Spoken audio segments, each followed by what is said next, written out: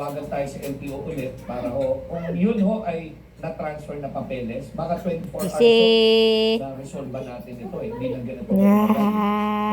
So dapat may talagang batas po tayo na ang deed of seal talaga pag binintang sa sasakyan, i-honor yung deed of seal, meaning i-transfer ka agad within 3 months, 6 months, or a year man lang.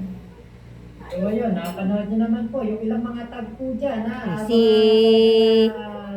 pati po doon sa live na press conference na yun, yung mga nagko-comment po doon ay talagang ang dami pong nagko-comment at naglalabas ng kanilang saloobin at tingin ko ay napubwisit po talaga dito sa driver ng Fortuner. At na kahit anuman lang na information dito sa taong ito. So alam niyo po, ito ang isang masakit na katotohanan dito sa ating mundo. Na kapag pumayaman, ang nasa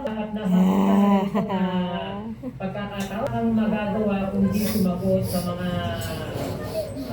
nagtatanong, sa mga interviewer, sa mga nandiyan, kasi nga po, mahirap ka lamang. So, palakpakan natin si Mayor Wes Gatchalian sa napakagandang